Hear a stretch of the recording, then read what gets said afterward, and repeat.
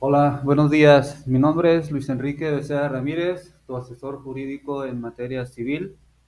Hoy vamos a platicar del contrato preparatorio, también llamado promesa de contrato. Hemos hablado en este canal sobre el contrato en general, sobre las características o clasificación de los contratos, y ahora es importante conocer a cada uno de los contratos en particular. Y vamos a empezar, como te he dicho, con el contrato preparatorio. ¿Te has puesto a pensar o en algunas ocasiones sucede que, pues por X o Y circunstancia, no se puede celebrar un contrato de compraventa definitivo o un contrato de donación o un contrato de arrendamiento o cualquier contrato principal, ya sea porque no existe en la localidad algún notario público, ya sea porque en ese momento no tiene los recursos suficientes para comprar determinados bienes, pero sí te interesa adquirir la propiedad de sus bienes? Entonces el contrato preparatorio tiene una utilidad y vamos a estudiar precisamente qué es el contrato preparatorio. Al contrato preparatorio se le puede denominar también como precontrato, antecontrato, promesa de contrato. Por lo tanto, existen o se pueden celebrar contratos preparatorios de compraventa, contratos preparatorios de donación, contratos preparatorios de mutuo, contratos preparatorios de arrendamiento, etcétera. En la práctica se utiliza el contrato preparatorio de compraventa, es el más utilizado, pero no destierres la idea o no elimines la posibilidad jurídica de celebrar un contrato preparatorio de cualquier otra naturaleza, como el que te acabo de mencionar. El contrato preparatorio entonces es el contrato o aquel contrato en virtud del cual una de las partes o ambas partes se obligan a celebrar dentro de cierto tiempo un contrato futuro determinado. Entonces, de esta definición podemos desglosar o separar los siguientes elementos. El contrato preparatorio obviamente es un contrato. En tal sentido, es un acuerdo de voluntades entre dos o más personas que tiene por objeto crear derechos y obligaciones, que tiene por objeto transmitir derechos y obligaciones. En este contrato preparatorio existen dos partes que se denominan promitentes si el contrato, o más bien, si en el contrato se obligan las dos personas que intervienen en él. Por ejemplo, puede existir en un contrato preparatorio de compraventa, si los dos sujetos que intervienen en el contrato preparatorio de compraventa se obligan a celebrar el contrato futuro de compraventa, entonces ambas partes se denominan promitentes, promitente vendedor, promitente comprador. Pero si una sola de las partes se obliga a celebrar el contrato preparatorio de compraventa, una de las partes, el obligado, se llama promitente y el otro se llama beneficiario. Podemos decir entonces que la compraventa puede ser unilateral o también puede ser bilateral. El tercer elemento es la obligación de celebrar en determinado plazo un contrato futuro. Hablamos pues de un contrato futuro determinado y un plazo. Ese contrato futuro determinado puede ser, como te dije, de compraventa, de donación, de permuta, de arrendamiento, etcétera. Y las partes se sujetan a un plazo que las mismas partes convienen, que puede ser un mes, 2 meses, 3 meses, 4 meses, no sé, según la voluntad y el acuerdo de voluntades de las personas que intervienen en este contrato.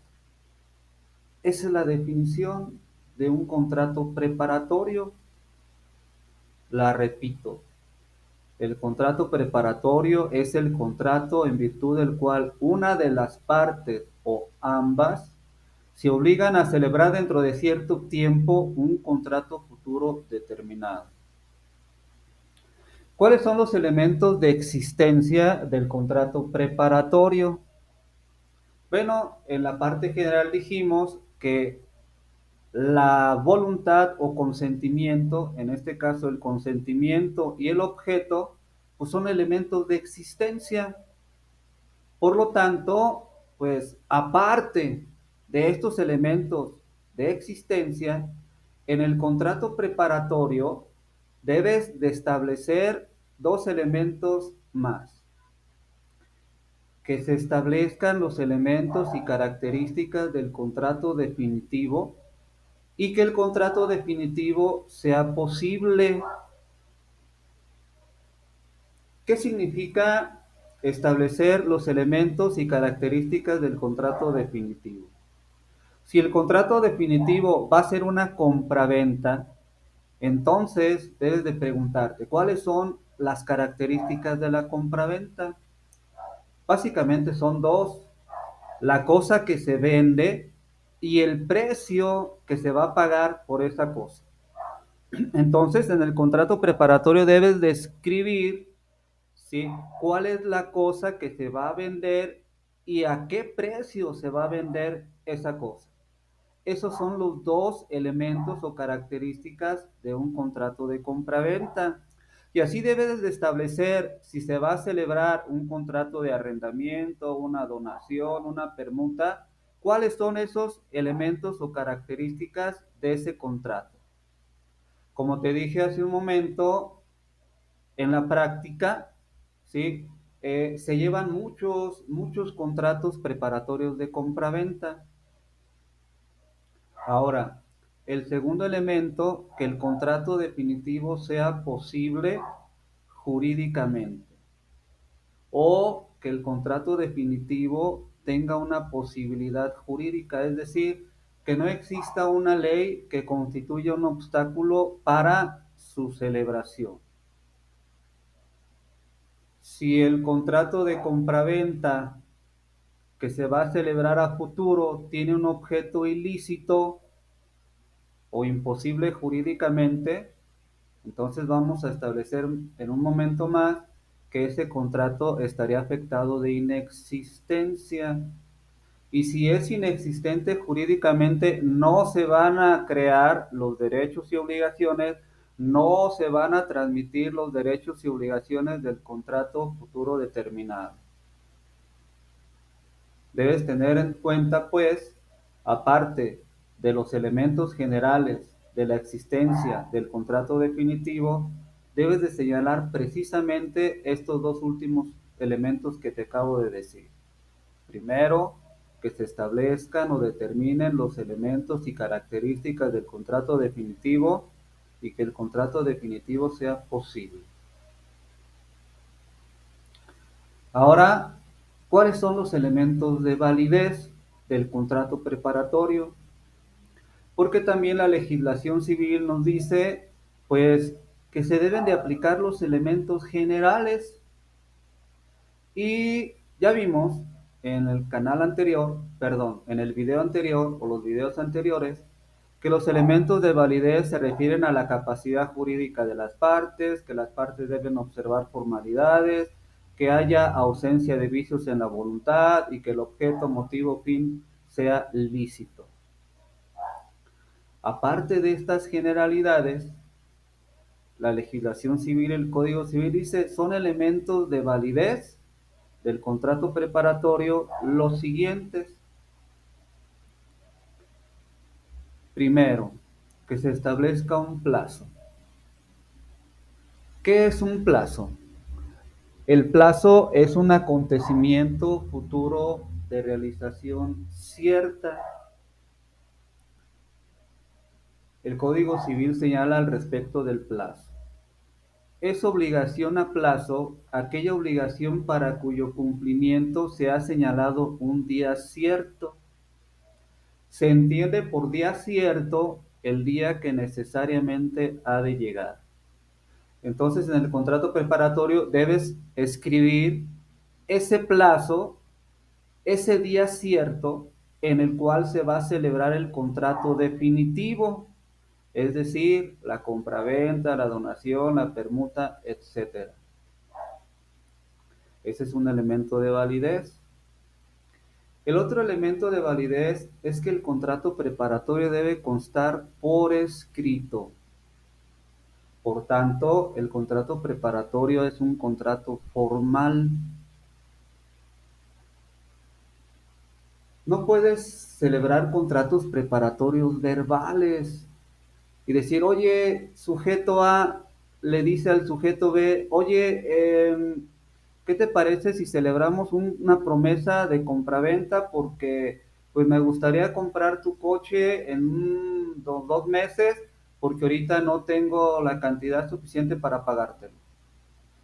El sujeto B dice, sí, en 2 meses te vendo el automóvil. Ese contrato pues no reúne los elementos de validez porque no se está otorgando por escrito, se está otorgando de manera verbal. Y el Código Civil exige la formalidad, que debe ser por escrito.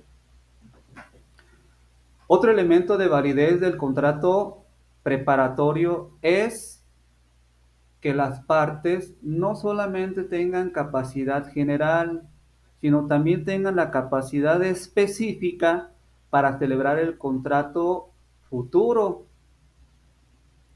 La capacidad general, si hablamos de personas físicas, si hablamos de seres humanos individualizados, pues requieren una capacidad general, es decir, que tengan capacidad de ejercicio, que sean mayores de edad, que sean mayores de 18 años, pero también requieren que tengan la capacidad específica para celebrar el contrato preparatorio y para celebrar el contrato definitivo. Es decir, si se va a celebrar dentro de cierto plazo una compraventa, el promitente vendedor debe tener una capacidad especial. Esa capacidad especial se refiere a ser el propietario del bien o de la cosa que va a vender en un futuro determinado. Entonces, si el sujeto A va a vender un inmueble, una casa, al sujeto B en un plazo de 6 meses y se va a pagar por ese inmueble 500,000 pesos, pues ese sujeto A debe tener, además de ser mayor de edad, debe tener una capacidad especial, pues ser titular del derecho de propiedad, porque va a transmitir la propiedad al sujeto B. A esa capacidad específica se refiere la norma jurídica. Entonces aquí te estoy mencionando cuáles son esos elementos de validez de todo contrato preparatorio. Como te dije hace un momento, el contrato preparatorio de compraventa o la promesa de compraventa es el contrato preparatorio que se utiliza con mayor frecuencia en la sociedad.